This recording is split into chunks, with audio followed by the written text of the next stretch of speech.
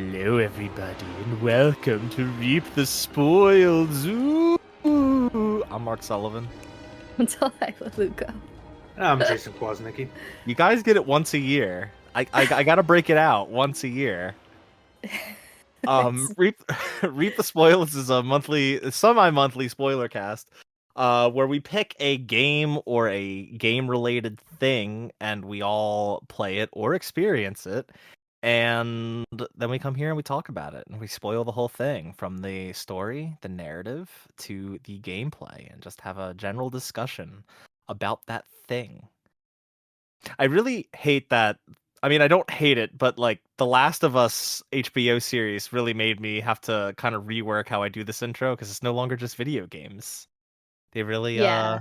they One really shook up episode. the formula. Yeah, one One episode. fucked it all up. Yeah, that one episode was just so disruptive to the status quo of this show. It's crazy. Delilah, what's today's episode about? What did we play? One of the best games ever. Dead Space remake. Wow, you feel that strongly about it. Yeah, Dead Space is probably like top 20 or 30 maybe for me. Damn. I'm excited. This is gonna be a fun one. Yeah. All right. Yeah, and yeah, to be clear, I mean I know Delilah, you played the original Dead Space before. Mhm. I just played through the original and the remake for the first time. If you listened to the show long enough, you knew I was gonna do that because I have I don't know, brain damage. Jason, you only played the remake, correct? To completion. I played the original when it came out. I only played like a few hours of it. I remembered certain things when I was playing through this remake. I don't really remember why I never finished the original when it came out. Okay. And I just want to call that out because I think the basis of today's discussion is primarily going to revolve around the remake, and we'll kind of get into why, other than it just being the most recent and most accessible version, I'd say. There's just things in that remake that I think are important to talk about. So that all being said, if you haven't played Dead Space, either the original or the remake, or if you just haven't played the remake and want to base your listening experience around the remake, considering that's primarily what we're going to be talking about, pause this episode, go play either one of those games, again, primarily the remake, and then come back and listen to us spoil the whole thing because, we're going to talk about it at length. Yes. That all being said, I have a somewhat of a small housekeeping note to bring up. Is I'm changing the history lesson to just a general info segment.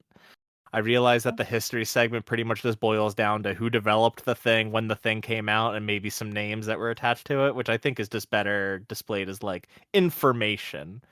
And if I can kind of give some additional tidbits here and there, I will aim to do so. Yeah, until we do a game like Cyberpunk where there's a lot of history. Yeah, fair. That's a really good point. I will bring back the history segment, as it were, when it is conducive to do so. But for today, I'm just gonna give some general Dead Space info. So are we ready for that? Yeah. Let's do it. All right, so like again, just some general Dead Space information. The original game was developed by EA Redwood Shores, which later became a studio called Visceral, which was famously shut down, I think, following Battlefield Hardline. I think was the last game they developed before EA shut that studio down.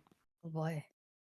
Yeah, and that is a really interesting story. And if I could just be so bold to plug a book with a specific chapter on the history of this studio, Jason Schreer's Press Reset has a whole chapter dedicated to Visceral.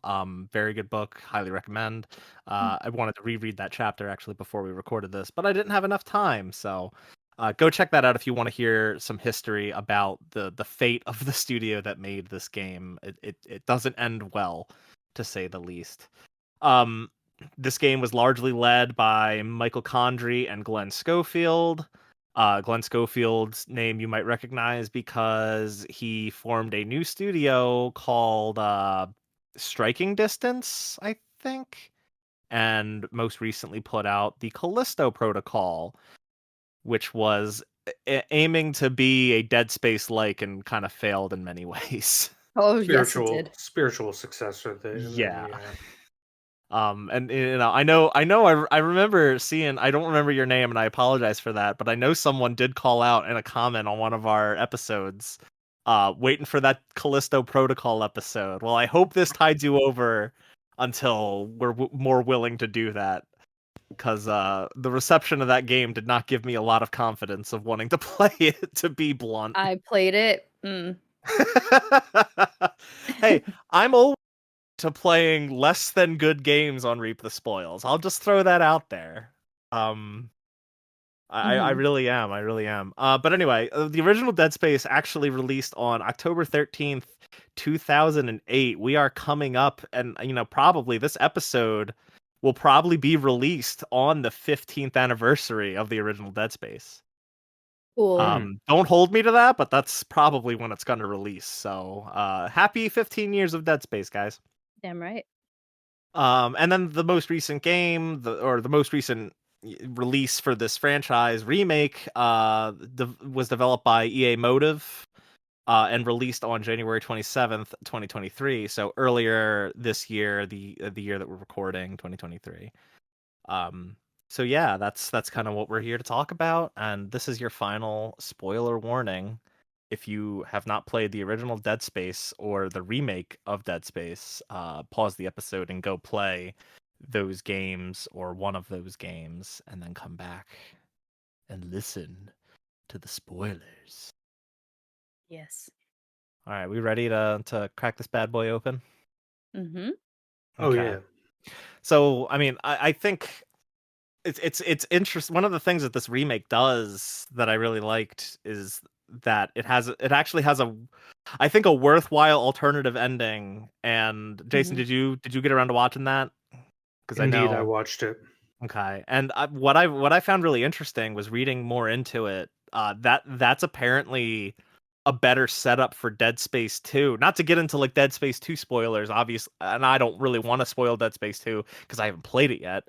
But from what I read, it's a better setup for Dead Space 2 than the original ending.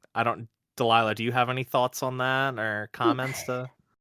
It would explain something that was built in Dead Space 2. However, it wouldn't explain a change in character in Isaac, which I feel Okay. like both each ending, the regular ending and the alternative ending, both contradict each other. Like, sure, it may lead to the same thing, but his approach to how it leads to that seems very different.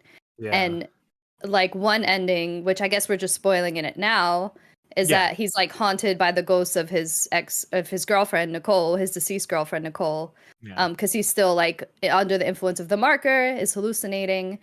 But in the other ending, he seems to be embracing it, and you have to collect 12 marker fragments and perform a what unitologists It's ritual. like a ritual, yeah. Yeah, Like almost like a self seance or something. Yes, exactly. So you actually have to perform that ritual, which Isaac seems like he hates unitology. Like his mom was like one of the like head contributors to that cult, and she basically took all his like college funds to pay into this cult. Yeah. And Well, I don't know if I would call it a cult because it seems to be a dominant religion from the documents. yes, and stuff. yeah, right. It Yeah. is. You're right. Exactly. And it for that reason, Isaac hates it. He's trying to like he hates unitology, Well, or so it seems, right? And I think, well, he definitely, and it's. I also found it interesting. Again, one of the things this remake adds is, frankly, Isaac as a character, because he wasn't really a character in the original. He was more a player insert, and this actually, the remake actually gives him a voice and a personality and more of a history. Because I don't think it was ever established in the original game. And again, I haven't played any of the other Dead Space games. I've literally just played the first entry, both in original and remake format, and I think that's true of Jason at this point as well. Yes. So like, if this stuff is explained in Dead Space 2, 3, Extraction, or the other spinoff I can't remember the name of, we have no idea, and we're not here to talk about that. So what I found interesting going from the original to this remake is that Isaac is a person this time. and actually has you know, some agency of his own and has a history, and you come to find out, like what Delilah just said about his mother, but also that she committed a murder suicide and killed his father. So that's even more of a motivation and reason Well, for him to hate unitology. it's not even come to, and I guess it's interesting to hear this because in the beginning of the game you find a text log that has all the crew dossiers, and it's basically just a biography of I mean, there are like brief paragraphs for the other shipmates that are important and will be recurring characters Mhm. throughout the story. There's just like paragraph after paragraph that's just a biography of you, or Yeah. Isaac Clarke, the player character. And I thought it was weird it was there. So it's funny. I'm assuming it was not there in the original. There were a lot of notes that, I mean, also, to be honest, this is something I put way It's further literally down, in but the ship that you come out of right when you start playing the Yeah, in game. the Yeah, beginning. yeah. one of the things I was going to bring up later, but I'll bring it up now. When I played the original, I didn't really read the text logs, and I tried to read more of them in the remake. I think a lot of the text logs are just way too long, Mhm. They and are. most of them just don't really feel very interesting. Like, Well, BioShock came out. it's funny you say that because I'll make the argument, and I don't know, granted, how much of this story, because I did not finish the original, how much is new or not. I would Yeah. argue this story actually doesn't make any sense unless you are reading all those text logs. Yeah. Yeah, I would agree with that. And you know, you get some games like that. Well, I don't know that you get a lot of games that do that kind of thing where if you don't read the supplemental material, it doesn't make any sense. I would say a lot of games would I make don't want more to say, sense you know what, if you engage with that, but it's a little extreme to say it doesn't make sense. You don't know why any of the characters, like, it from a very basic perspective, like, things happen and you need to address them, and this character is doing X. You just don't know why anybody's doing anything they're doing. you're lacking Yeah. context to make sense of Yes. it all Yeah. without that Yeah. stuff. Yeah, Yeah. I totally get what you're saying. Um, and yeah, I was gonna bring up BioShock. BioShock came out a whole year before this and had no text logs, and it was all audio logs, and like that was the way to go. And whenever there was an audio log in this game, I was you know, I was paying attention. I was tuned in. I was like, okay, cool. I'm going to listen to these dudes talk. I'm going to be able to discern the voices, and we're going to get a lot more out of this than any of the text logs, because a lot of the text logs are just way too long and not very interesting, and it just took It's me just out of. world building. It's just dry Yeah. world building. And a lot of times I feel like I'd grab a text log in like the worst place, because Yeah. you'd grab one and then a Get necromorph would come out attacked. of a vent and Yeah. attack you. It's like, Yeah. oh fuck, I can't even read this now. Cool. Yeah. I And had the then, you same know, problem with Alien Isolation. yeah, it was just kind of frustrating to have to read shit while being audio logs were definitely the way to go. But anyway, let's go back to like actual primary plot stuff. Yeah. I really think uh I, it was interesting because within the first few hours I wasn't sold on Isaac as a character, and I was talking to a friend about it, and he brought up, like, you know, at least it's better than nothing at all. And he was right, because honestly, playing the original game, this is kind of an issue. I feel like a lot of games, um they kind of fall into this trap of your character has a motivation, and if it's like personal, emotional, like large stakes for that character, well, it only matters if the player cares too. And in the original, where you're playing as Isaac and he's a voiceless protagonist, no real discernible history. It's just you're an engineer and you're there to find your girlfriend who you haven't seen in a long time, and that's all you really get. And there's not really a reason to care about her because you don't really care about him. And this kind of improves on that a lot, in that at least gives him a voice, and you hear him talk about her, and it makes you care a little more about finding her. I didn't know how you guys felt about Isaac as a character, if you had any differing thoughts or anything. Yeah, there was definitely still a level of dryness to the character, while there's still a lot more to the character in the remake than the original. It there was no character that I felt emotionally invested in. And I think that's just a result of, like Jason said, a lot of the information being in like text logs and audio logs. You don't get many cutscenes. And to be fair, this game is more about gameplay than anything. Like that's the strong suit of it. But it's still like when certain characters died or things happened to them, I was like, okay, sure. I didn't feel any kind of pain. It was really the only really impactful part was the ending. And even that, like, I'm still very conflicted on what it means. Because Isaac, the cool thing about him, which has nothing to do with his voice, is that he's one of the few people who could resist the marker, whereas other people wind up going crazy pretty quickly.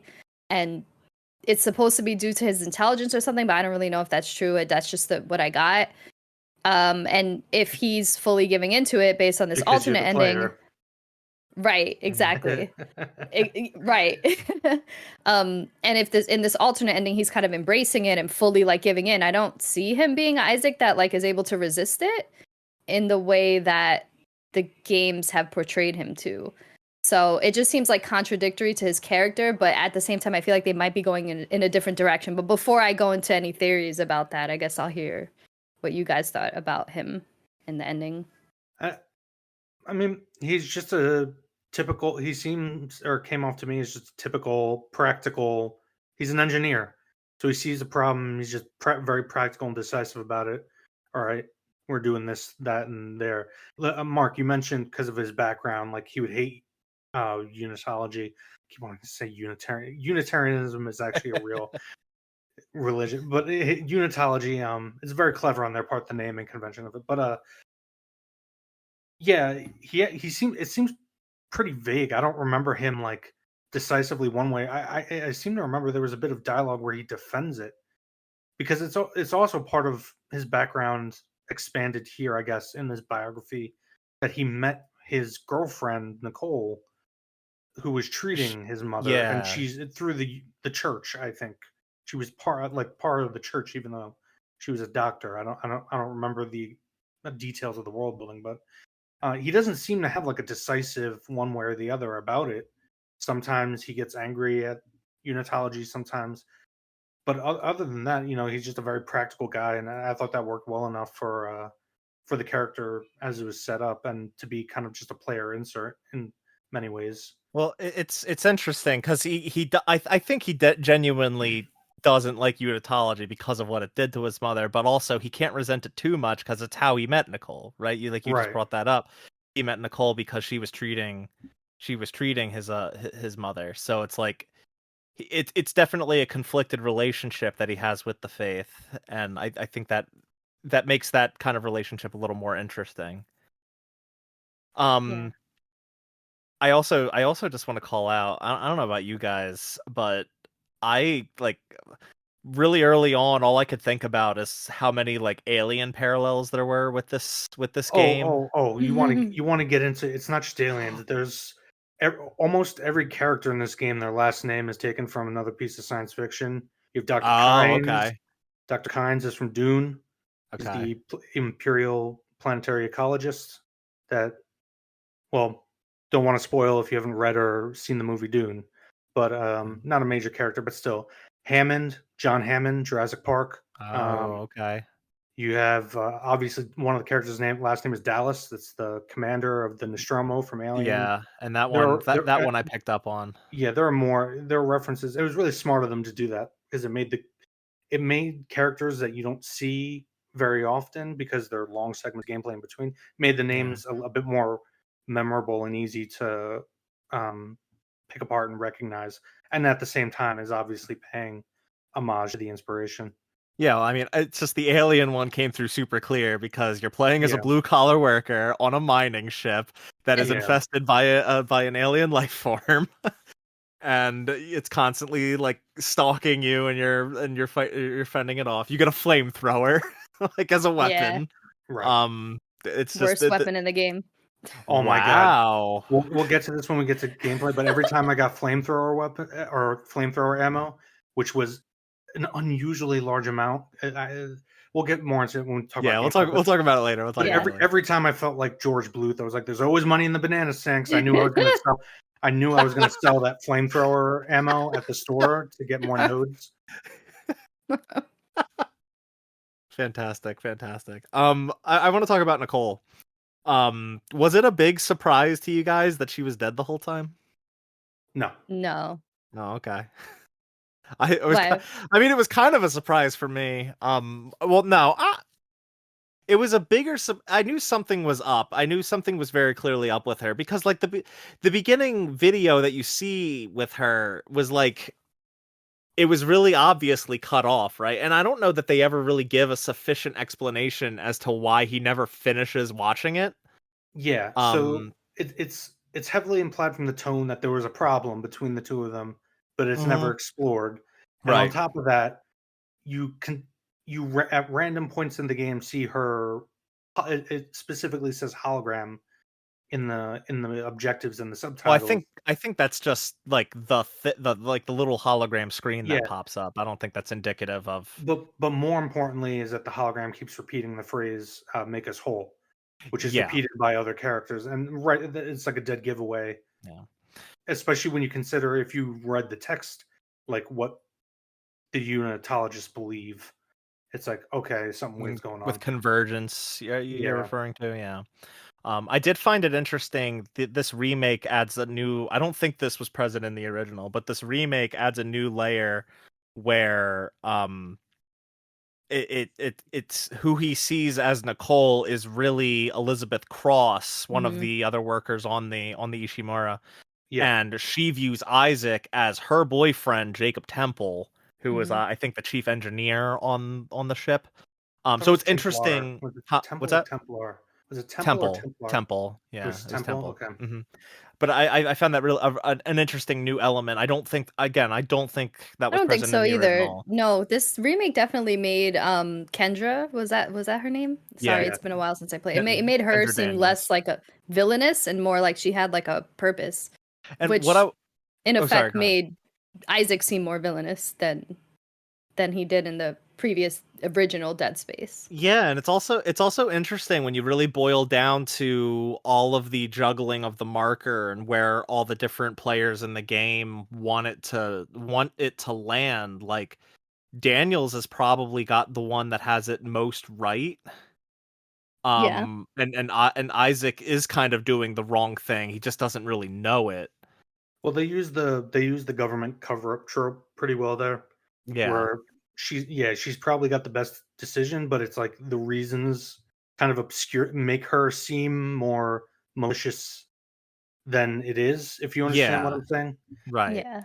And that's something that this game does good, because from the beginning I was worried it would fall into we talk about tropes a lot and how tropes can be good or bad. They're not necessarily bad. Hey, you can't talk about storytelling without talking about tropes. Yeah. So I was worried from the beginning that this would fall into the unitology is bad, everybody and everything involved with it is bad, and I'm glad that it ended up not, because that's one I see a lot of authors do and then pretend like they're geniuses. Yeah. And this game very smartly shows how the same flaws in unitology apply to the government. If you're reading all the world building in those text logs that we referred to earlier, basically there's the corporate faction, the government faction, the church faction, and they all have these same flaws. They're all competing for their own interests. And so after a few hours, I was very happy with that build up. But to go back to what we were talking about, yes, with Daniels, it's interesting how she is essentially the good guy, but they mask that with the veneer of government cover up. Yeah, and I wouldn't say anyone is necessarily like good or bad. It's that they're playing their role, right? And she's obviously not the one that planted the marker there in the first place, but she works for the people that did, and returning it to the planet. I mean, she's just trying to cover it up even further, right? The Valor was supposed to come in and destroy any evidence, and that kind of fell apart when Hammond sent out Chen to it.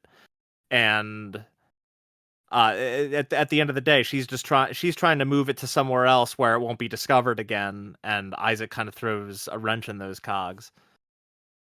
Yeah. I love I mean, we want I to don't, talk. Go ahead. I just wanted to say on the Daniels point, I actually kind of called that as well. What, But it was what, her betraying you? yes, because from the beginning, her and Hammond are very obviously set up as foils. Hammond is the company man. He goes by the book, and he believes in kind of, not that he believes in it, but like he's kind of an everyman. It's just like he trusts that the higher ups know what's right, whereas she's the skeptic, Hmm. and that's very clearly set up in the dialogue at the beginning. Yeah. So like I was kind of expecting there to be a twist there. I didn't know necessarily that she would betray you, but that she had ulterior motives. Also, she's a hacker. Like she's essentially Mhm. she's hacking into all the computers through the course of the game. Yeah. Yeah. Also, anyone that is constantly telling me what to do for missions, like over and over again, and not actually contributing to help in any kind of way, I'm suspicious of. Well, I feel like she was contributing more than Hammond was for most of the game, and True. she was kind of trying to like steer judgment at Hammond and get the heat off of her in any Right. capacity, which That's was interesting. where I really started to suspect they're gonna take these See, art stereotypes from science fiction and flip them around. Yeah. I mean, I don't know. I don't know what it says about me, but that's the twist. The real twist that I didn't see coming at all was Daniels being a sleeper agent. Yeah. Um, I was genuinely surprised by that. And replaying it, it's like it is interesting to recontextualize and see like her combativeness with Hammond throughout a lot of the early game, and how she's like, saying like, oh, did the CEC not know, like they had to have known about the marker on this ship, like what do you know that you're not telling us, Hammond? It's just interesting to see that dynamic with in a different light Hmm. on replays. Yeah, it's a well executed twist just because it would be very obvious if it was just Hammond. Yeah. Also, the name Hammond, like I said earlier, John Hammond Hmm. from Jurassic Park. I was like, you can't make Hammond a bad guy. Yeah. He's misguided and a little overdriven and overzealous and delusional, but he's not a bad guy. I will say I really liked his fate a little better in the remake than the original. Where the original, I think he just gets killed by a brute, Yep. just smashed against some glass. Here it's actually Chen. He has this ongoing, he goes through the same thing that everyone on the Ishimura goes through, where they're hallucinating things due to the presence of the marker, and he's hallucinating Chen as like not a necromorph, as just a dude that's there, and he's totally fine, and he keeps kind of battling with that throughout the game until the end when you're on the USD Valor to get the Singularity Core. um Chen and him wind up getting disintegrated by it, which it was more impactful of a death Yeah, than for I think the sure. original portrayed, which Yep. was interesting. I mean, I'm saying yeah, just because I'm basing when I agree with you, I'm basing it off of your description of the original. I Yeah. gotcha. Yeah, yeah. I swear that I'm not making things up about the original. That this is genuinely what I remember from playing it a few weeks ago. Um, Yes. let's talk about some of the other characters that were on the Ishimura. I want to talk about Kine, who was kind of a reformed unitologist. And I found it really interesting that he's the chief science officer on the Ishimura, and he was a unitologist, which is heavily faith-based. What did you guys think of him? Trying to remember Um, this guy. yeah, so like I'm a bit torn because like the other ones, I saw his fate coming too, solely because he was named Kynes, and as I said earlier, Dr. Kynes is the imperial ecologist in Dune. Uh-huh. Yeah, okay. We And get it, Jason. You're a nerd. not only do they have the same fate, but well, fuck it. Like, very slight No, no, spoilers no. for Dune. Don't spoil Kyle, Dune for me. I haven't. well, we have to talk about this game. Oh, Jesus Christ. Go ahead. You already saw the movie. What are you talking I saw. about? It was only part one, man. Yeah, the character dies Oh, I don't remember that. All right. unceremoniously, which is why you don't remember it. And Fair enough.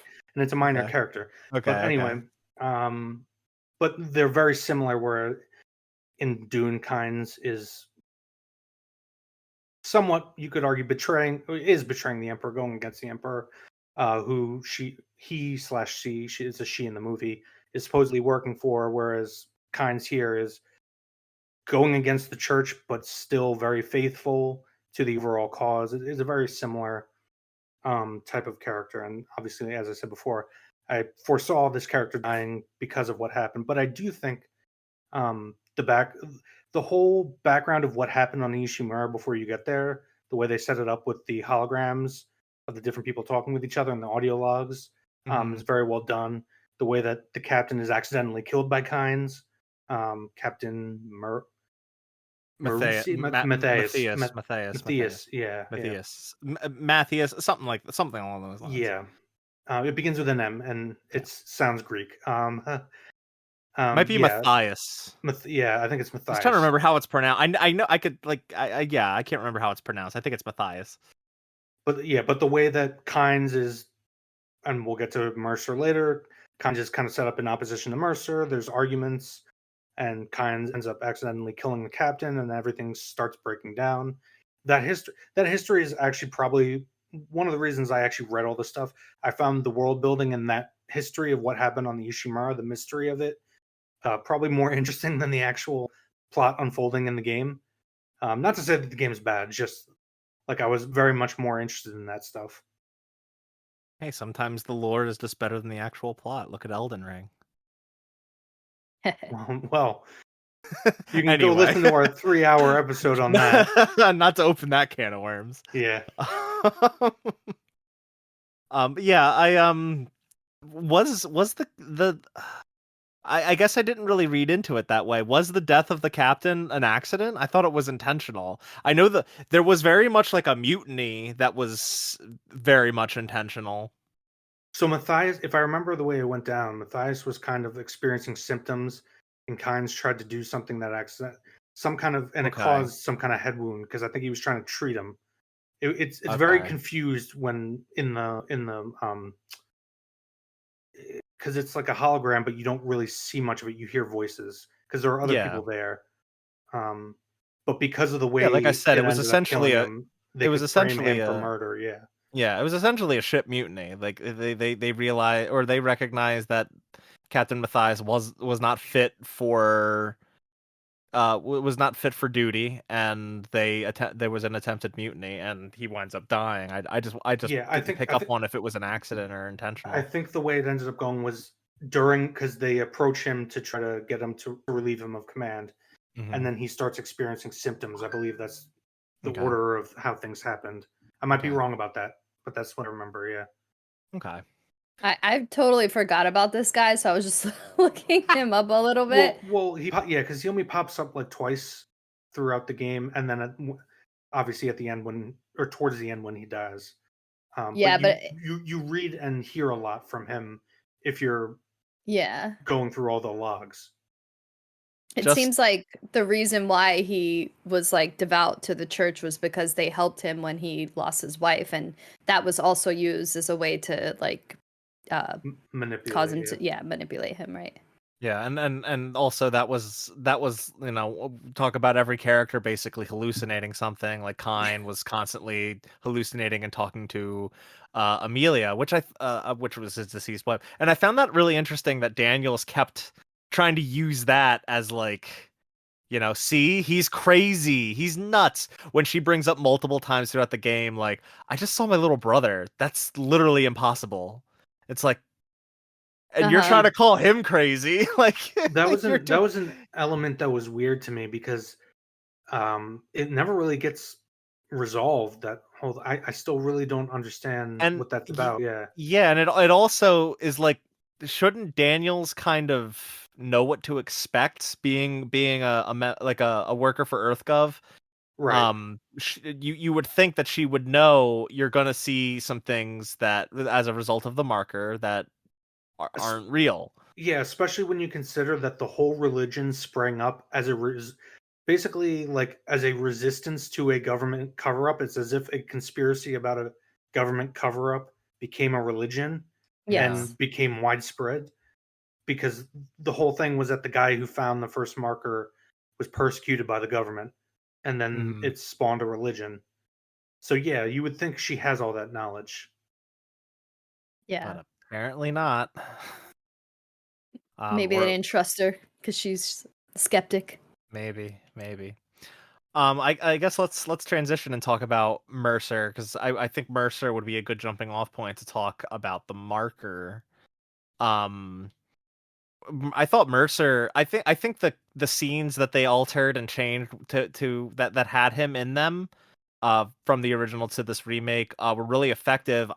Especially his introduction, where you walk in the room where the hunter breaks out of the tank to attack you for the first time. Mhm. In the original, he was just behind glass, like the glass on the one side of the room, and he just talks to you through that. Here, like, he uses stasis against you and just walks around you as you're frozen in time. I thought that was really effective to kind of show like how menacing this guy can actually kind of be. Mhm. When I played through the original, I found him to be really forgettable, and this remake really kind of bumped him up in my standing. I was pretty impressed. What were your guys' thoughts on Mercer? Also, just what a like skeevy name, Chalice Mercer. I don't know. It's just that's a pretty good villain name, I feel. Yeah, and I mean, if anything, I feel he was underutilized. Hmm. I don't think they had enough space to add him in more. Again, as we were saying earlier, the story is kind of peppered about in between long segments of gameplay. Yeah. So I don't really see how, unless they they create a whole host of completely new sequences, they could have added him more. But I wish we had had him more around to be a persistent antagonist.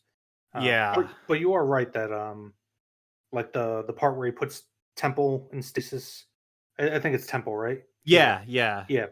yeah, and kills him in stasis and is like, "Oh, stasis, a slow death I've heard," or something like that.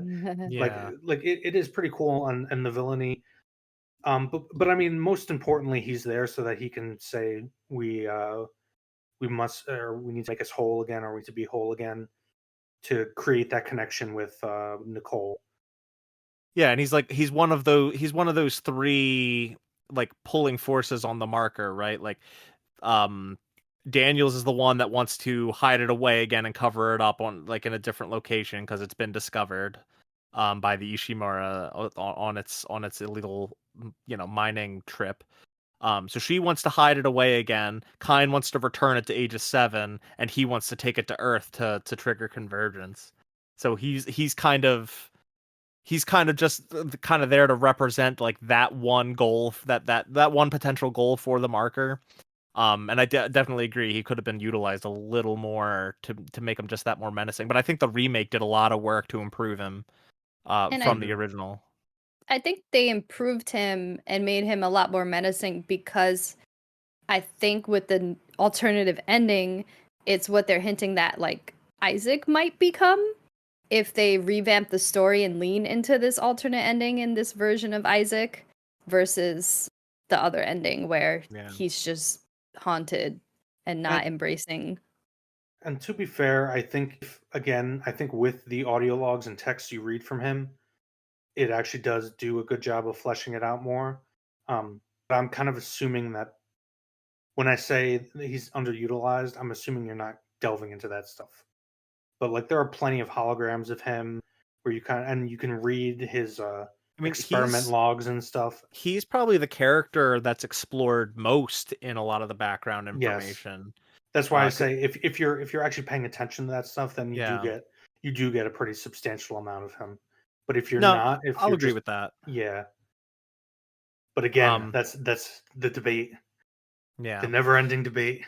I mean, again, not to harp on this for too much longer, but like the audio logs versus the text logs, there's a lot of audio logs alone that focus on him and are him like experimenting on other Ishimura crew members. Right. A lot of video logs or hologram logs where he shows up, Yeah, him and the interacting captain, with yeah. Nicole, the captain, yeah, so on and so forth. Even Kine, I think, in one.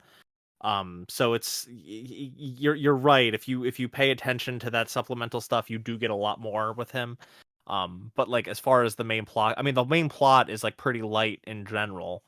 Mhm. Right. And for him to kind of be played up as I put in our notes as like a distractive villain, kind of Yeah. similar to some of our other episodes. I don't want to spoil any games, but where it's kind of a villain that you think is the main villain, and then the rug kind of gets slipped out from underneath.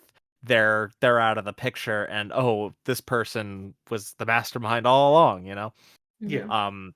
He kind of, I feel like he was kind of effective that way, but it always would have been nice to have more. It would have been nice to have more general narrative in this game to begin with.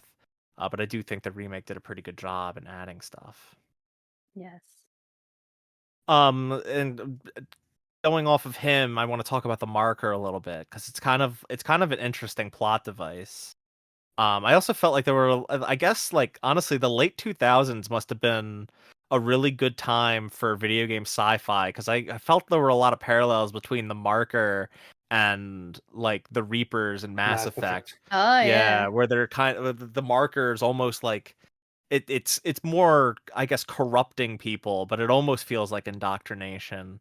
I thought that was Mm. kind of interesting. Yeah, and I hadn't made that connection. That makes sense. Yeah, and I guess I feel like the question or the marker raises a lot of questions that I'm not sure really get answered. Well, Like, first and foremost, it's not a real marker. It's a government recreation of one. yeah, and it was and that's kind of like one of the twists, right? Is like this marker isn't the real deal. It's a man-made replica that was kind of a failed experiment, and that the whole reason why Daniels is trying to hide it away again was because it was hidden away on Aegis 7, and like I Right. said before, it was accidentally discovered. It was never meant to be uncovered. Yeah. So Um, the lore is that there was only ever one marker actually discovered, which was so basically the whole conspiracy about that formed unitology was actually the truth. It wasn't a conspiracy, and yeah. the Mhm. government was trying to recreate the marker. Yeah. Which I get, and you know, once again, this might be explored in other games that we won't talk about here because I haven't played them. Jason hasn't played them. I think Delilah's the only person that has.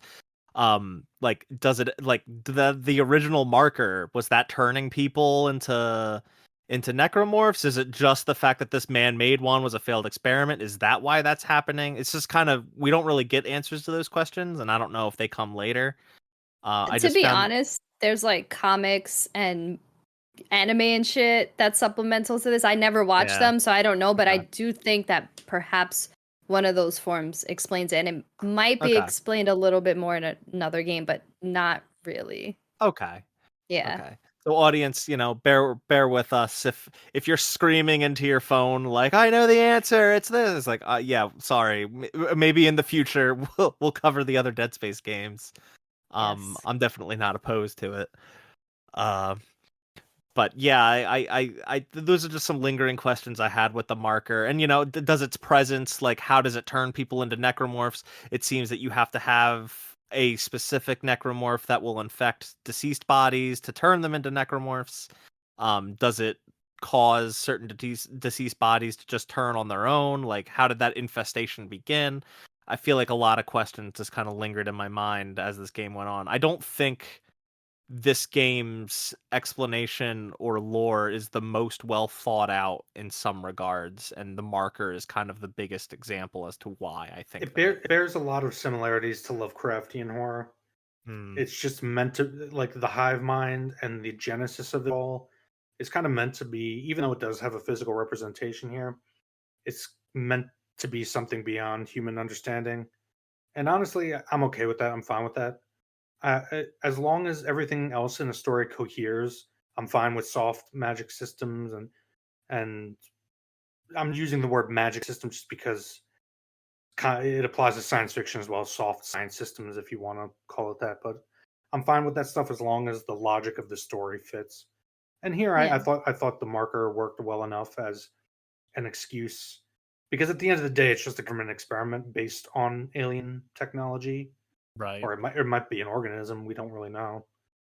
Yeah. And True. the initial reason for using it isn't completely bad. They just wanted to, like, Earth was depleted of its energy, so it kind of makes sense that they would cling on to something that can produce something, some kind of hope. Um, but it's clearly not good. Yeah, They're better off without energy. which is why they buried it. Yeah. Yeah. So it's basically government incompetence leaving it there when a giant famous ship is about to crack open the planet. It's very odd. Well, to be fair, they kind of delve into that really well, or explain that really well, in that it was an illegal thing. Yeah, That ship wasn't supposed to be there. They were doing it outside the law. So that kind of helps explain like why that all occurred. Um it wasn't supposed to, it wasn't planned, and they had to rush to cover it up. Mhm. Yep. Um Speaking of the Ishimura, what did you guys think of like just exploring the ship? I Oh, th- I I, love I it I so think much. we're kind of past like most plot stuff. I think, right? Like we can start opening this up a little more Yeah, I to. mean, I have some theories, but that we can talk about that in the final question. Okay, okay, Yeah. that's fine. Um, I love it. I love that this game allowed us to explore and go back and backtrack Yeah, fully all the way right until the point of no return. I love that. I wish every survival horror game did that. Yeah, it's very Metroidvania. Yes. yeah. That is a probably the biggest change from the original, is that it's still a chapter structure, but it's an open ship essentially. You unlock new keys and new paths as you go, but you can explore the whole dang thing up to the end, which I think is probably the best improvement this remake brings. And I was definitely enjoying it a lot Yeah. because of that. And I think they did enough with the environments. Like, yeah, it's a ship's a ship, right? It looks the same Hmm. interior, but just the environmental storytelling of like what different things happened in different areas, like hydroponics versus like where like all of the elite uh, unitologists were residing. It all had just a different vibe. And I love the verticality, like especially in hydroponics, you can go all the way up to the top or deep down underground, and it was just fantastic. And I think the zero G sections and the changes that they added to the remake really helped traversing the entire ship feel a lot more rewarding and fun. Yeah, I really, when I was playing the original, I really didn't expect Dead Space to be like the unintentional influence for PlayStation's Gravity Rush. I don't know if you guys have ever played Gravity Rush, but I know um what you're talking about. Yeah. yeah, it was very strange to play to do the zero G segments in the original and be like, what the fuck am I playing Gravity Rush right now? This is weird. I think zero G in this remake was really cool, and kind of a nice especially for like the Leviathan boss fight, the Hmm. first one. Instead of bouncing around to different walls, you're just floating around. I do think it kind of broke zero G basketball, or Z ball, Oh, whatever oh it was yeah, called. Yeah, think it kind of broke that mini game. That mini game was way too easy in the remake, where it was a lot harder in the original. that's true. But it is what it is. As for I'll exploring take the it. Ishimura, you guys know me, and if you've been listening to us for a long time, you know we did an episode on Alien Isolation. I'm a sucker for these kind of late 20th century retro yet futuristic sci-fi settings, in particular the Alien franchise, but also like Blade Runner, Hmm. uh, which is obviously cyberpunk, but still it's like that retro feel where you have like analog computers in a futuristic sci-fi setting. Yeah. Like I love that shit. I love the setting here. Um, my bias might be showing through, but I very much love just walking around the ship, and the fact that like it also provides an excuse to do things like reuse assets like bathrooms and stuff. Because of course, on a spaceship of this size, there's going to be just plain looking bathrooms that all look the same, Yeah. scattered all over the place. It does get a bit confusing at times, but I felt like it was fine, given that's kind of the point. It's a very what's the word I'm looking for? Androgynous setting. Everything, all the hallways all look kind of the same. But at the same time, they're still able to give a unique flair to each like section, the engineering, the mining, the cargo bay, that you know where you are, even if you might be a little confused which hallway you're in. Yeah, I mean, I think Delilah already pointed out the one that I think stands out the most, which is hydroponics. I think hydroponics Mm, was probably the best area of the game, because it just had such a unique identity, right. in having that verticality, but also in having the like the point of it all, having having the plants and stuff behind the glass, and it's what kind of produces the oxygen for the ship. That segment really that segment really stood out with a very clear and well put together identity. Yeah, although I am a fan of engineering. That place creeped me out the most. I don't know what it was being on that elevator going deep. I don't freaking know where. And then like all of the hallways were like extra like dark and like reddish yellows. Engineering to me was the scariest section, but hydroponics did stand out the most in terms of identity. I do think it's interesting how this game kind of accomplishes, I call it here in our notes, a task-driven narrative where most of the game's Yes. plot is just you fixing things, fixing the ship. It's Uh, Isaac, the engine is broken. Well, good thing I'm an engineer. yeah. Isaac, the oxygen is broken. Well, good thing I'm an engineer. Isaac, the comms are broken. Good thing I'm an engineer. Isaac, we need a nuclear singularity core. Well, I'm not a nuclear engineer, but I'm an engineer, so okay. Yes. It's Yeah. like watching The Martian, like that And movie. they kind of tap into the ridiculousness of it too when Hammond's like, "Yo, Isaac, you gotta go disarm this bomb that's on the Valor." And he's like, "The fuck, you know I'm an engineer, right?" He's like, "Well, you haven't let us down yet, so I trust you." It's like, okay. Yeah, that dialogue worked great. Yeah. Yeah. Like it's very self-aware, but at the same Hmm. time it works in the context of these are like blue collar guys that have their specializations. He's a security dude, he's an engineer, he just assumes, well, he's an engineer, so he can fucking defuse a nuclear bomb. Why not? Let's go with it. But yeah, like it's still interesting that in spite of that of this being just like a giant task list, a linear task list, how they're able to uncover new parts of the narrative and introduce new characters throughout the whole thing, while also bringing you to different and new sections of the Ishimura. I do think that was pretty well done and pretty interesting, all things considered. Yeah. Um, I also really liked another new addition to this remake where the kind of long there were only like 3 of them, but they were long-term side quests. Oh Um Oh, yeah. yeah. and a lot of them were kind of done in a linear fashion. I think the Nicole one is basically like you'll have it done as long as you're diligent about exploring as you're going through each chapter, because it's pretty much along the beaten path. The one that kind of requires you to do some backtracking, I think, was the Hunter one, uncovering the origins of Mercer's hunters. Oh yes. And that one was pretty dark. Like you just go through several segments of him basically slowly like turning and torturing and experimenting on this one person on the Ishimura. I don't even remember his name, but it was just kind of chilling. And I feel like there weren't any big revelations that came out of that. We start off thinking Mercer is a person of questionable morals, and that side quests makes us learn, oh, he's a person of questionable morals. So we haven't really Yeah. learned anything new about him. But it was still just like it was a chilling journey to get to that point. Yeah. And that was kind of what made that one stand out to me, at least. I don't think Nicole's side quest mattered all that much to me.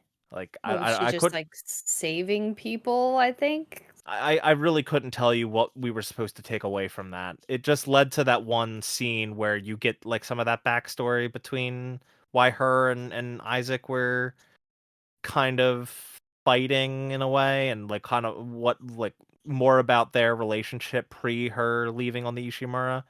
But overall, I don't think we got any I important think I could things be from wrong. it. I played this game in January when it released. Yeah. But vaguely remember the interesting thing about that, somewhat interesting, is that she was trying to reverse the hallucinations with her treatment, but clearly failed because the power of the marker is too strong. But I think she was trying to reverse it for some Yeah, I mean, people. I think that kind of leads like with it failing. That I think we got some dialogue of like Isaac, like the conversation they had before she left, and Isaac kind of blamed her for his mother's insanity and eventual death, and that's kind of what led them to part ways a little bit.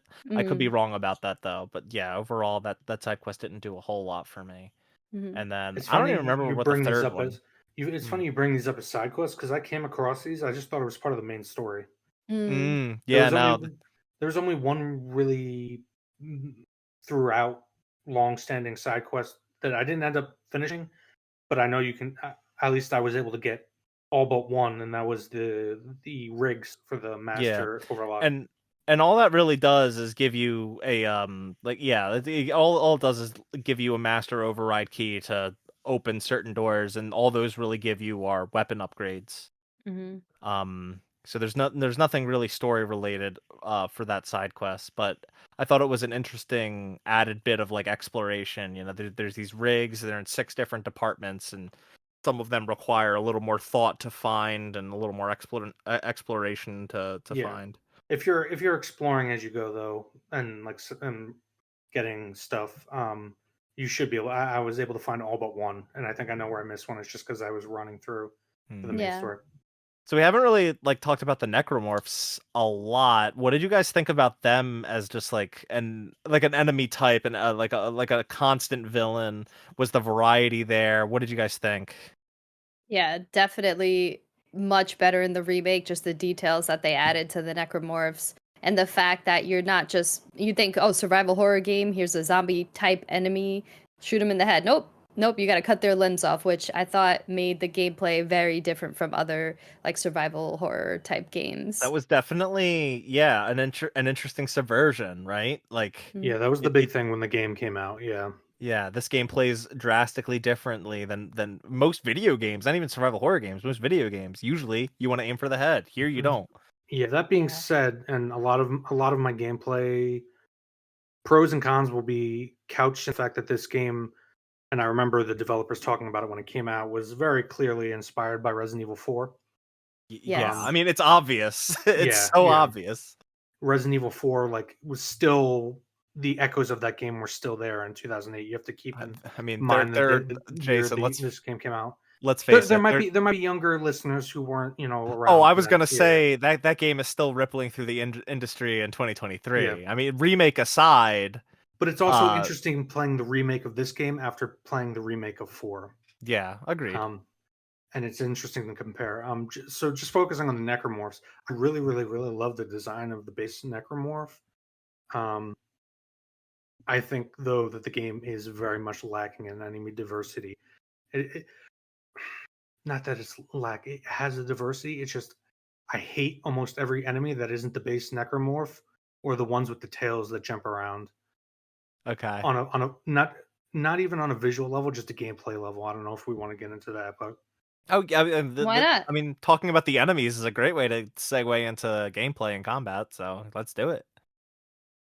um yeah, so like Delilah said, the base necromorphs and kind of the variants of them where you're cutting off limbs, aside from the fact that it seems kind of RNG-ish how much damage those limbs can take, sometimes you're like emptying fully upgraded weapons into one arm.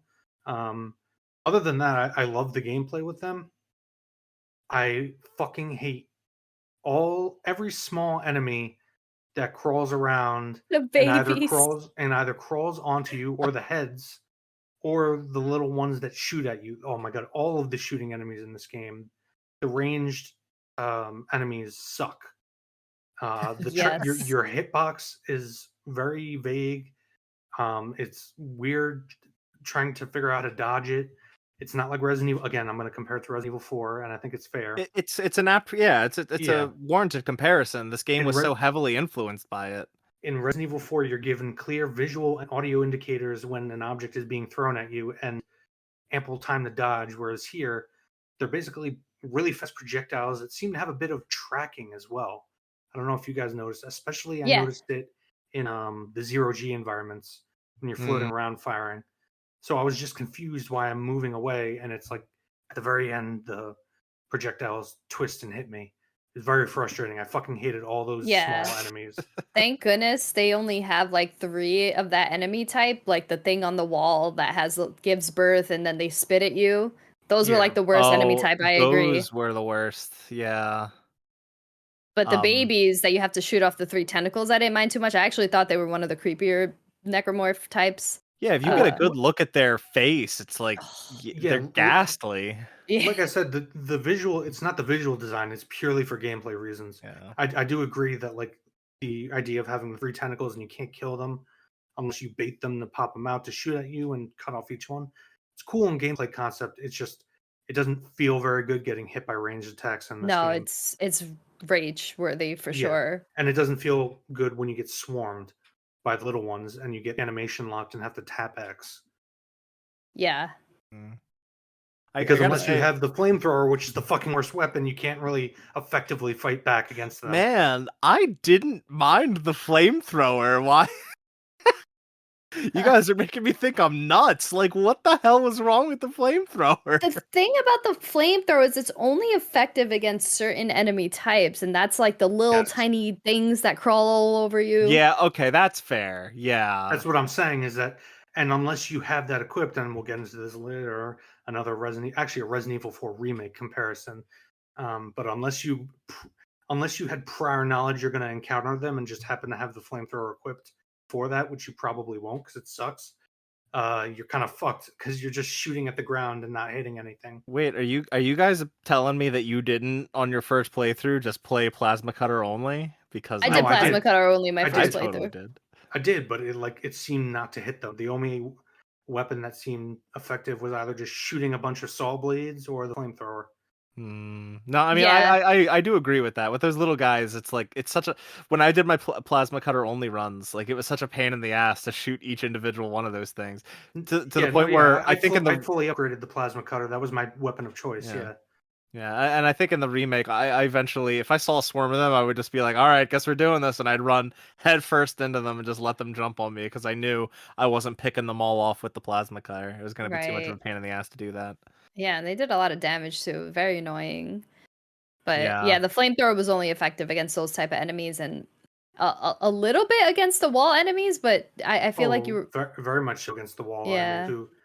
They're not as annoying as the little ones, but the fact that you can get one shot by them and the range is kind of nebulous as to when they'll grab you. That gets annoying real quick. I mean, with them, I only could die to them so many times before I was like, yep, I'm just gonna hang back and shoot them from a distance. Yeah, or just ignore them, run past them. Well, the thing is because those tentacles will regenerate. That's why the flamethrower is good because you can basically take them out in one blast from a good range. Whereas if you're using the range, you have to cut it off one by one. But if you don't do it in time, yeah, right. I also thought the hunter. I mean, no, sorry, the brute. What's the big guy called? Yeah, the brute. The brute. Cool enemy, but basic. Oh, you shoot it in the back, turn around. I was gonna bring that up. I found them to be really like kind of a letdown of an enemy. Yeah, they were only troubling when there were other types of enemies. Yeah. Yeah, which is another problem with the enemy gameplay overall is that like towards the end they just cranked up the enemy density. Yeah. Which with some of the animation lock and like, some of the artifacts that you could tell this was a PS3 Xbox 360 game. Like the way sometimes you'll get blocked in by a bunch of different enemy models, especially towards the end when they crank up that density, it can almost just get annoying. Yeah, for sure. But I really did like the hunter. I feel like the way you had to kill him at the end was really cool. Like he played like a kind of like Mr. X kind of. Yeah, I was about to say he's like kind of this game's version of Nemesis. Yeah. Or Mr. X as the Resident Evil 2 remake kind of. Resident Evil 2 remake did Nemesis better than Nemesis did. The only thing I didn't like about the hunter is so you have to freeze them in that one encounter. Yeah. And then when you find one, like some of them, you just have to run from him. And then finally, when you kill him, you have to burn him with the engine. Yeah. But it doesn't really make clear what you're supposed to do. And but that's why I liked it. Yeah, I like those encounters too, because you had to work with your surroundings and figure it out yourself. Those probably made for some of the more interesting encounters in the game. Mm-hmm. They would have been. I don't necessarily have a problem with them not telling you. The problem is that I found myself in each of those running out of ammo, and we'll get to it later, but you're only allowed 4 weapons at a time. You can't switch without, you you can't go into your inventory and pause Can't the switch game. without going shopping. Yes. No, not going shopping. You can't pause the game to go into your inventory. It's Oh, real time. okay. Yeah, because I guess Yeah. technically you can have all your weapons on you at once. I wish I did, but I couldn't Okay. use half of them because, and we'll get into that. But You just got to be so quick on your fingers, Jason. You got to open that menu. It doesn't matter if there's people around you. You got to open that menu, equip a new one. You got to be quick about it, man. but basically, what I'm trying to get at is I would keep knocking off his limbs, looking for a way, and when I finally figured out, I would be out of ammo and not be able to do what I wanted to do. So then I would have to replay through the entire section all over again, kill all those other enemies. You know what I'm saying? So like, Yeah. it's not so much. It's almost like what's the colloquialism for it in FromSoft games? The walks of shames, the death runs, when you have to run back to a boss after dying, and it just gets annoying after a while. Oh, okay, yeah. Yeah. Similar thing. It's not necessarily that I didn't like the encounter, it's that because it was unclear and other game systems kind of conspired to, and the way the autosaves work leading up to the where you have to replay sometimes very long sections all over again. Yeah. It all Yeah. conspires to kind of just make it annoying when you don't nail it the first time. Yeah. Yeah. I definitely am one of those players, like I compulsively restart just to approach the thing easier so that I'm using less ammo. I do the same thing in Resident Evil where I'm like, I okay, mean, and that is kind of the survival horror way, you know? yeah, A lot of times you're just working to figure out what to do, and then, okay, cool, reload the save. Now you know, and now you can conserve a lot more ammo. You know, yeah, I definitely think it's a legit strategy. yeah, for sure. And the bosses were cool too. I don't know, I had a lot of fun fighting the bosses. I didn't find Yeah. any of them particularly difficult, but I just like No. how like Yeah. big and creepy they were. Yeah, I mean, they all kind of devolve into shoot the big glowy spot. That's kind of actually when now that I think about it, yeah, that's what literally every boss was there's tentacles and you got to shoot the big glowy spots. Yeah, Yeah. it's kind of a byproduct of the story they're telling. Yeah. But but then again, if you look at a game like Alien Isolation, which I fucking loved as well, like you just have the androids and the alien because that's the world. Yeah. Yeah. So it's fine from that regard. I wish they just, I wish rather than try to create all these little enemies, I understand what they're trying to do with a variety, but I wish they had just experimented more with the necromorphs themselves, like the base necromorph, and done more with that because that gameplay was infinitely more fun than getting shot at from somewhere you don't know and then turning to try to hit the little tentacles. Yeah. Yeah. Yeah. It's good that they did add for like the base necromorphs, like the black ones that are like tankier. Oh, and the stasis one. I loved the soldier ones with the Oh stasis thing. Oh yeah. my god, yeah. Then I think those were totally new to the remake. I don't think they were in the original. I Like could be more wrong stuff about like that. that with the base necromorph archetype, even though it would have cut down on visual variety, I would have enjoyed it more from a gameplay experience.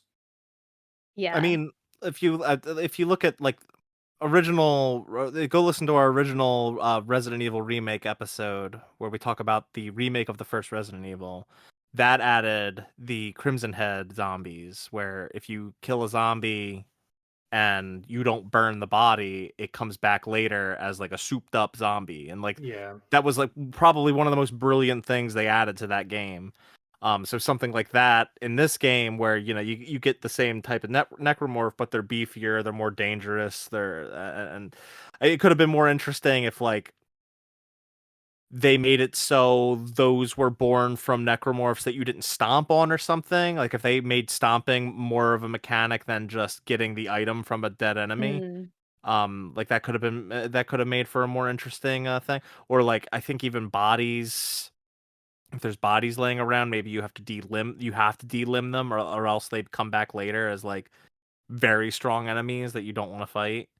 But it's Yeah. also like, how would you explain that mechanic to a player playing for the first time without making it really obvious? It's kind of a tricky balance. Yeah. I mean I think there was a way, like if you went into a room full of dead bodies, you could shoot the bodies first or stomp Yeah. them out and it would decrease the amount of reanimated necromorphs that you had. Yeah, because there were those ones that would infect and create them, you know, and I'm just saying like Yeah. have more situations like that. It could have made for Yeah. more interesting encounters, you know. Yeah, for sure. Another gameplay thing that I has changed a little bit from the original. Progression has slightly changed. All the weapons still upgrade through those power nodes that you find and like the special little things, and I think you get one every time you kill a brute. But they got rid of like the power node doors. I don't know if you guys remember those Oh from the original yeah. game. You had No. to hold on to a power node. They basically acted like shiv doors from The Last Yeah. of Us, where Uh, you sometimes would come across a door and you would have to use something it's a as a choice. It's consumable a to open choice. it. Do you use it for gameplay or Right. for exploration or for combat? Yeah. Right. And I think this has a better approach to getting rid of those and having like the security clearances that you get that let you open new doors and stuff.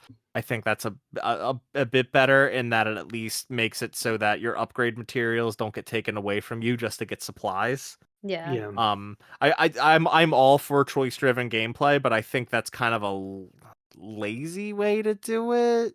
And this is better because it encourages more exploration, especially by the end to get the weapon upgrade. The last weapon upgrade you would need, like you need to get that master security clearance, Yeah. or Yeah. master override, whatever it's called. Yeah, no, it's Um, definitely better done in the remake for sure. Yeah, and I thought for the most part the progression system was really satisfying, especially the way from a survival horror perspective that you can cheese it, like upgrading ammo capacity and then you're refilled on a gun that you might have been empty on. Oh yeah. yeah, Stuff like that. I actually think even though so I consider that game breaking, I think that's cool. Like if you know it, if you're in the know, it's a cool thing to use against the game. Stuff like Yeah. that. Um, the one thing I will say about the progression is with the suit, it felt like enemy damage throughout the game and all enemy types, not even the basic ones, basically scaled with your health and shield, or not shield, armor, so that it didn't really matter if you were upgrading your armor. Granted, I haven't like tested this by not upgrading my armor, but it hmm felt like I was taking the same percentage health the entire game. So it Yeah, almost felt like like upgrading that's armor didn't really do anything. Then again, you're getting a shit ton of health packs, so and it doles them out pretty regularly. So it's not like a huge deal. It's just like something I noticed while I was playing. I don't know if you I, guys felt I think this different. game kind of does the same thing that original Resident Evil 4 does. Again, another thing it probably took from that game, where it kind of it's kind of got a hidden. I mean, this game has actual difficulty settings, but it Yeah, also doles things out as you might need them. If you're playing really well, it's going to give you less healing items. But whereas if you're playing poorly, it's going to throw them at you and inundate you with them and stuff like that. But yeah. I do kind of see what you're saying, Jason. And it also kind of complicates things even more when you have two ways of progressing your suit. There's an actual skill tree that you're pumping power nodes into, but there's also upgrading the suit at the store when you which find gives you schematics for the it. armor percentage. Yeah, Yeah, and like the main thing that's also doing is unlocking more of the power node in tree. and inventory Um, space. Yeah, yeah, but like it's still kind of weird that there's two different ways of upgrading it. and I Yeah. guess I kind of felt somewhat similar. Like I mentioned earlier, just shooting at a limb, like it felt kind of RNG-ish how much damage a limb would take Mm. before it's severed, and that might have just been because I was selling so much fucking flamethrower ammo and buying so many nodes and upgrading my weapons so much.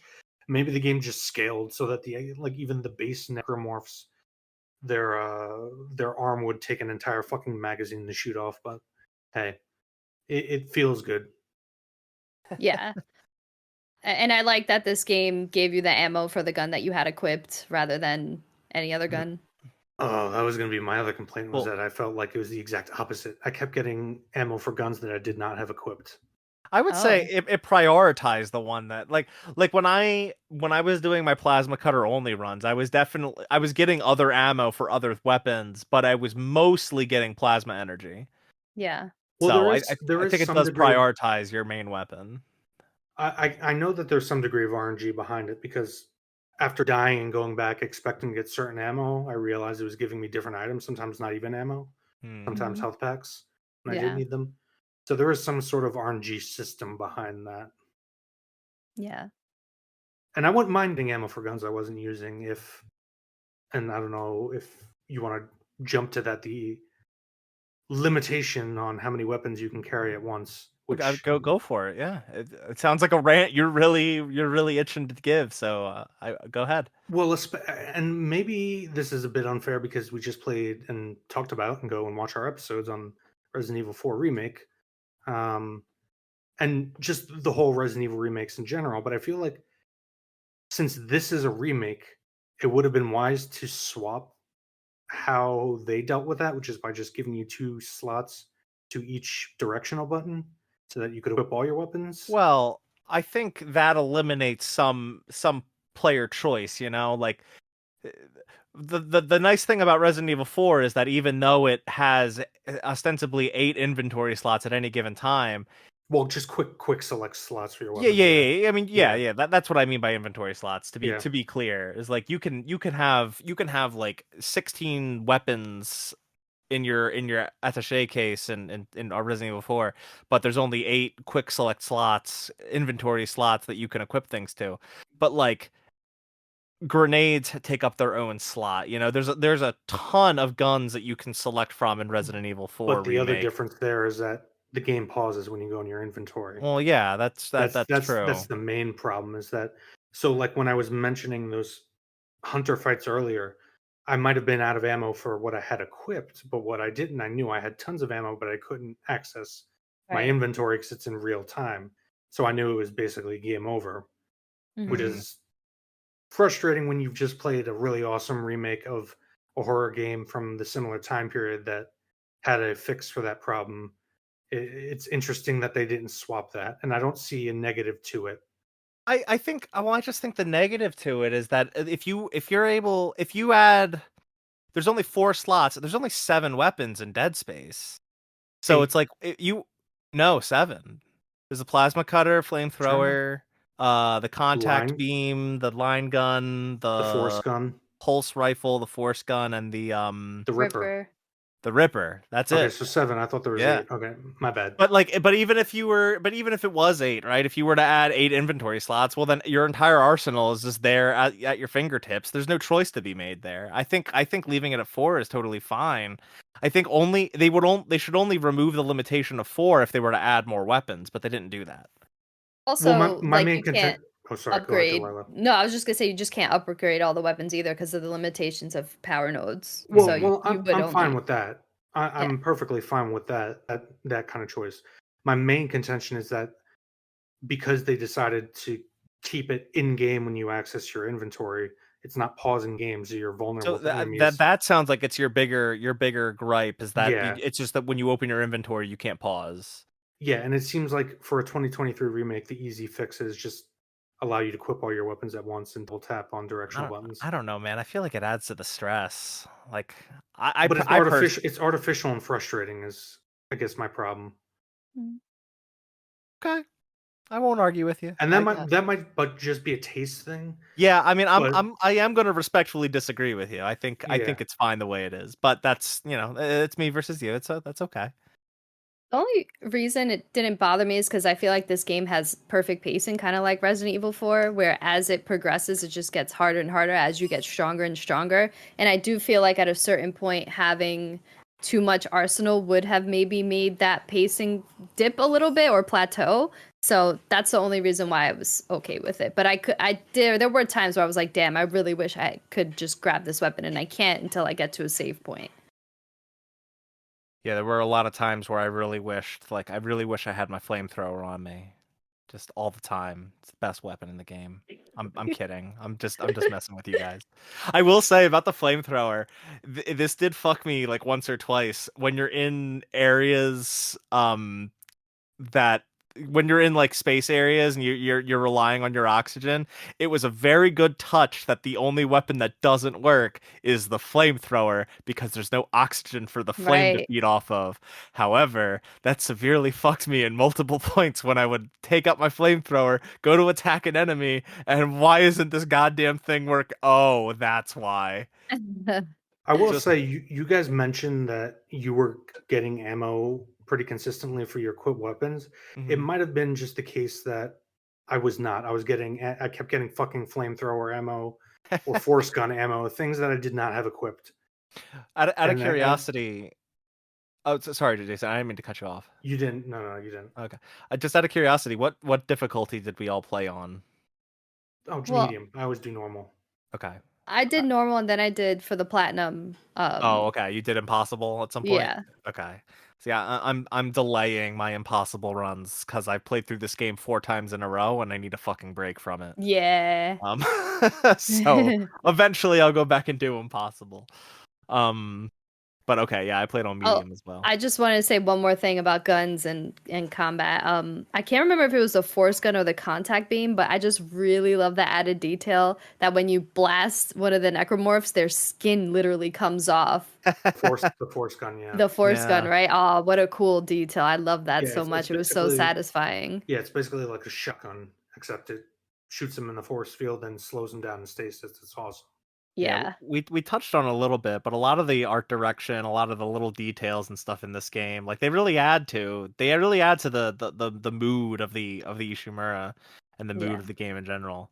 And it's like it's interesting to see just how because having never played this before, and I know one of the big selling points for Callisto Protocol was like it's part of why it's so close to Dead Space is just like kind of the brutal nature of it, and it was interesting playing this and seeing in 2008. Yeah, man, this game was a little brutal. Isaac is like he's ripping necromorphs off his neck and he's like beating them to death with his plasma cutter. He's stomping on shit. He has this like guttural when he goes and swings his arm at Yeah. stuff. It's like so that's all he says in the original game too. Yeah. Yeah. The only words that come out of his mouth are ah! Yeah. Yeah. And that 2008 game holds up still. Yeah, well, this is gonna lead actually. I'm retracting my final question, and I want to make a different question my final question. So I guess are we ready to kind of move on to that, or is there anything else you guys want to bring up about the game? I love the music in during the 0G sections. It just added this like like ambiance, like kind of chill and relaxing, but also creepy at the same time, which is a weird mixture of feelings to have. Very ironic, but I loved it. The music in this game, the sound design, all very good. Freaky. To add on that, one of the riffs that you'll constantly hear during the more quiet moments, it's actually the Nostromo theme from Alien/Aliens. Oh, is it? The violin riff that you hear goes da na na na. Yeah. That's the opening credits of Alien and Aliens. Yeah. Okay. Yeah. I It will. all plays a lot during I think the original Alien movie. Yeah. I will say just something that annoyed me about the music is if I turn around and there's a necromorph, you really don't have to ramp up the music. It just bothers me. So Go ahead, Jason. This isn't so much music. This was another critique that I'll just shoot in real quick before we move on. Okay. With the audio design, overall, I thought the audio design was awesome, except in combat when enemies spawn. Essentially spawn. They usually jump out from a vent or something or down. But usually they'll start spawning enemies both in front and behind you, and there's no clear audio cue for when an enemy is behind you, so you'll oftentimes have no idea and just get hit randomly. It's not like say Resident Evil 4 where there are clear visual and audio differentiations between the different enemy models, like a woman or a man. So I hear a woman scream, but in front of me there's a fat man, so I know there must be a woman behind me. As opposed to here, it's just you hear clanging and screams of necromorphs. So I'm busy shooting the ones in front of me, and little did I know one spawned behind me. So Well, that's one critique I have. I think that's just that good old PlayStation propaganda trying to get you to buy one of their fancy pulse headsets with the 3D audio built in. Maybe I did not play with get 3D on audio though. I will say I wonder if maybe tweaking some audio settings in the settings would have helped with that. I'm just throwing it out there. It's possible. Now that we're getting more and more games that are trying to implement 3D audio stuff, you really have to be.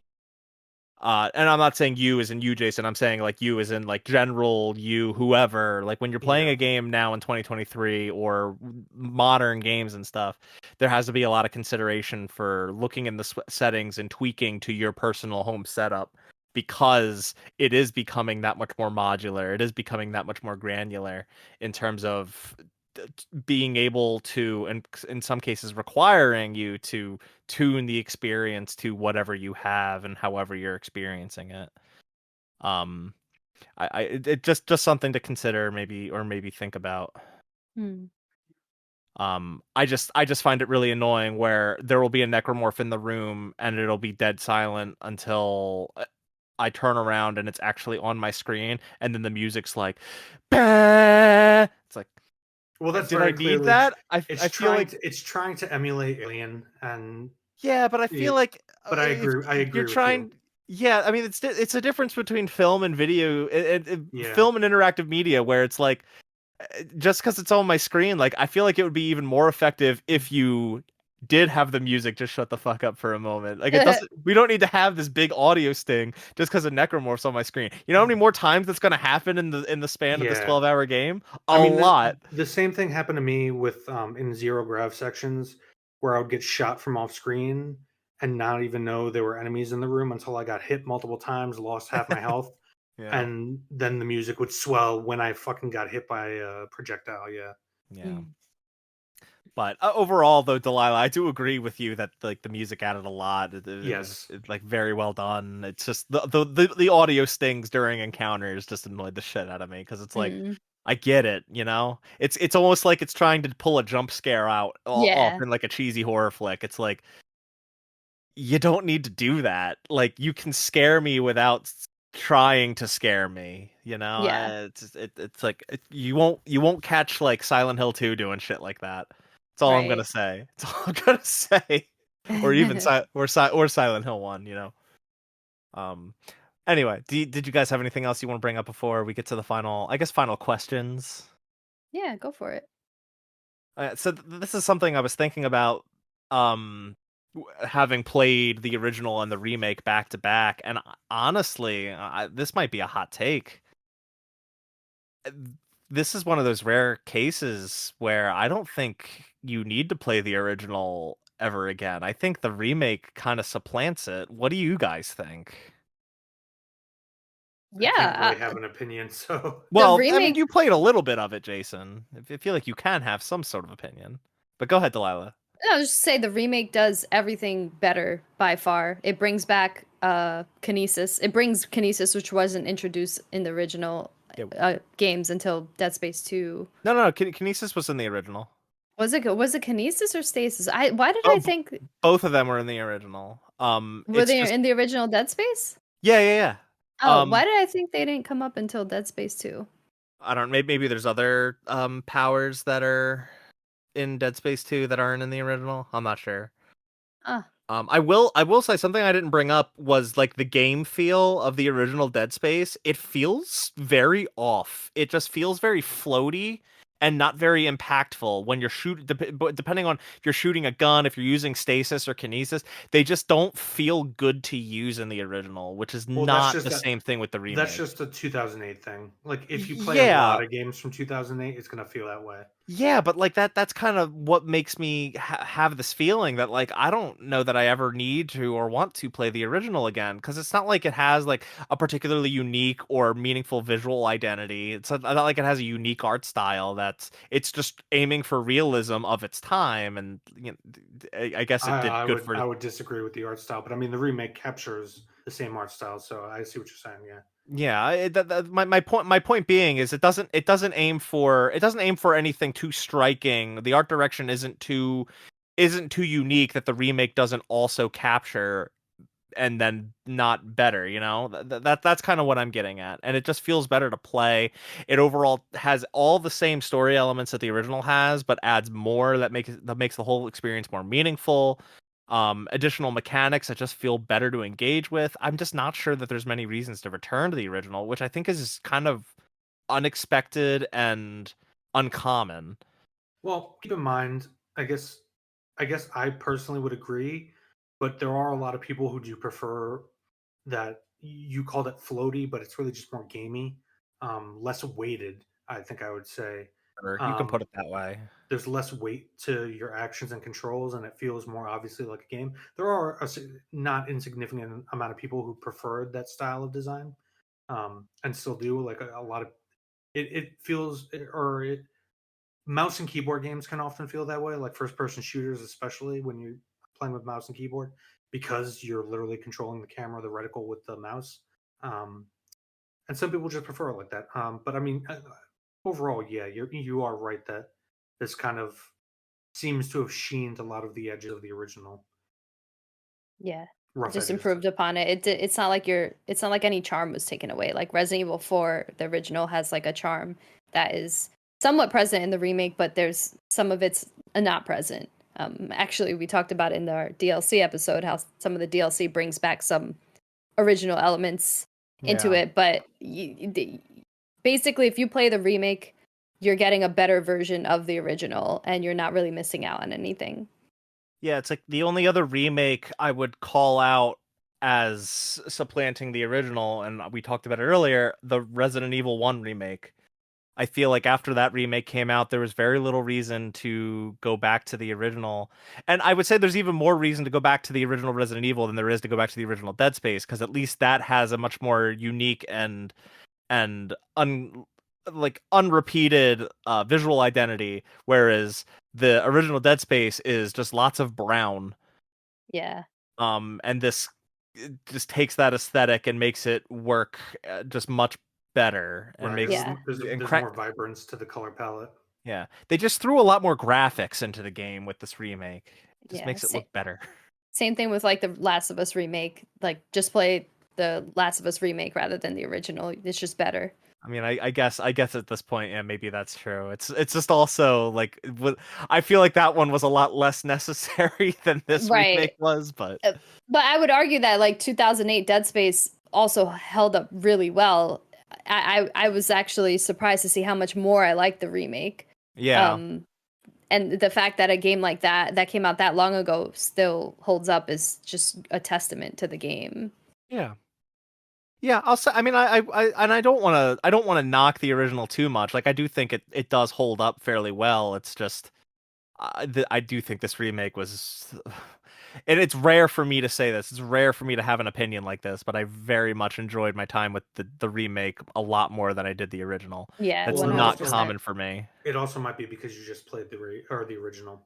A lot of people who are comparing them might not have touched the original since '08. Yeah. What you saying? They have them nostalgia goggles? Is that what you're implying? Not even. Hmm. Just that people remember things differently, Yeah. and who knows? They might very well still prefer the original. Yeah, and that's okay. I kind of do believe that there's very little reason to play that original And game. there is not an insignificant amount of people who said that the remake was better, who were big fans of the original. Certainly was all I was seeing on YouTube when this came out. Yeah. Yeah. Overall, I just want to say I miss games like this. I'm glad that we got 2 remakes of games that are impeccably paced and just concise, and there's no fat and bloating. I thank you. Please take these games as model. Very much agree with that. The pacing and the way, as we jested earlier, but it actually is a very what's the word I'm looking for? Efficient way to pack your story in with the gameplay. Just making the story, making the plot, that is not the entire story, but the plot is very goal oriented, in line with what the gameplay is. Go fix this MacGuffin. Go fix that MacGuffin. Yeah. Mm.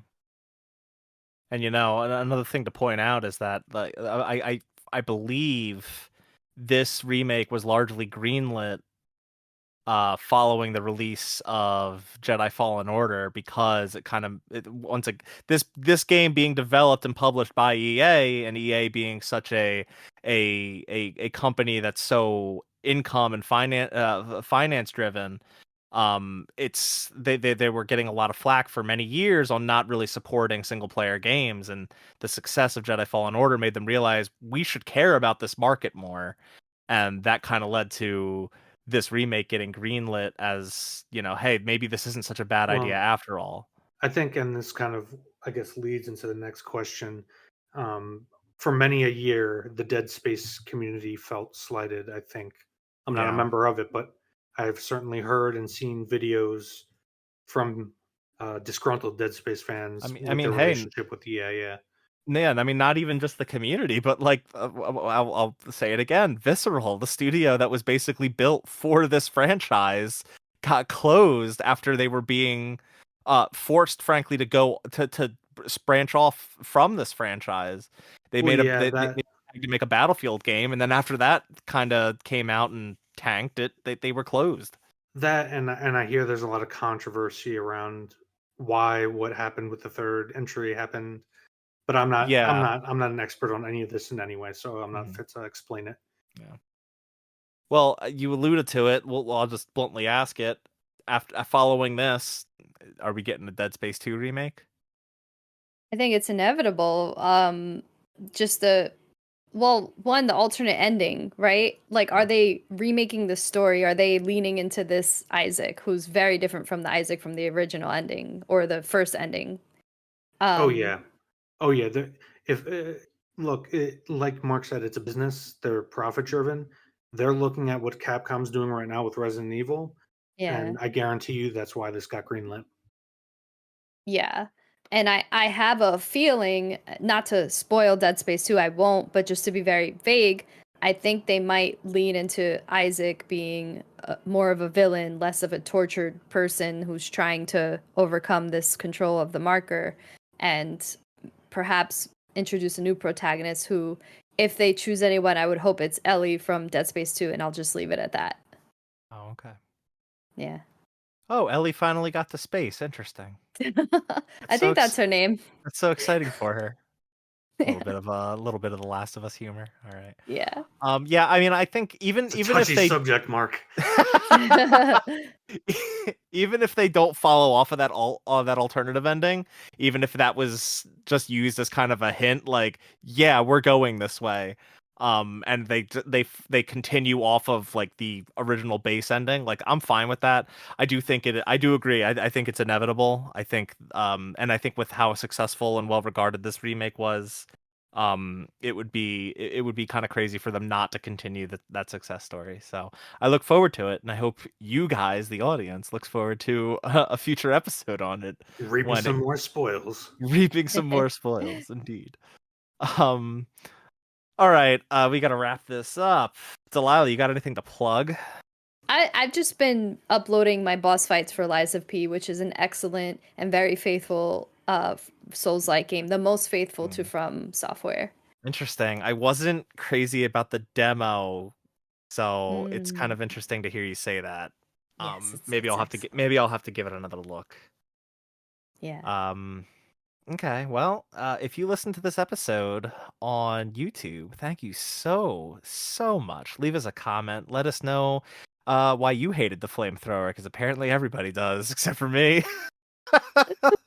Okay, um, to be fair, firewall is pretty useful when enemy density yeah, we ratchets didn't up. even talk about alt fires. But Um, there's no time. I mean, each gun has two modes of firing. They're pretty cool. That's basically it. There's differences between the original and the remake. There's We don't have to different go ways to into cut them. off limbs. Yes. Yeah, uh, there's some cool stuff. Anyway, if you're listening on YouTube, thank you. Be sure to give the episode a like, subscribe to the channel, share the episode with anyone you think would like it. Any hardcore Dead Space fans you know of in your life, be sure to share our Spoilercast episode and the channel. Just, share the wealth, share the love. If you're listening on Apple Podcasts, thank you so much. Please rate and review the show, 5 stars preferred. Tell us what you like, tell us what you didn't like. It really, really helps, guys. It really, really, truly Yeah, helps. especially And if you're a unitologist, feel free to comment and let us know any errors we made in the lore. yeah, this is a complete bastardization of my faith. The marker is absolute.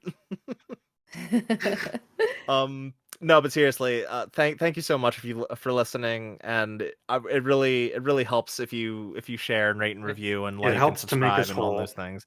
It helps make us whole again. Please make us whole again. Please share and rate and review the show. Jason, what's our next episode on? Oh man, Spider-Man 2, Marvel's Spider-Man 2. Yeah. I'm so Yeah, excited. you sound so excited about it. I'm so excited.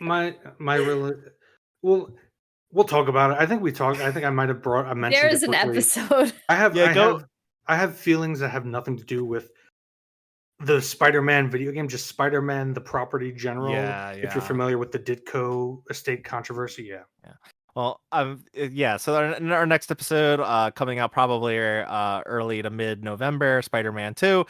We have episodes on the first Spider-Man game and the Miles Morales game that came out in 2020. If you haven't listened to those episodes, go listen to them in preparation for Spider-Man 2. We'll be playing that. We'll be talking about it in the next episode. And as always, thanks for listening. Bye. Goodbye, everybody, and have a spooky Halloween. Yes. Ooh. Sound like fucking Beetlejuice when they come in the sheets.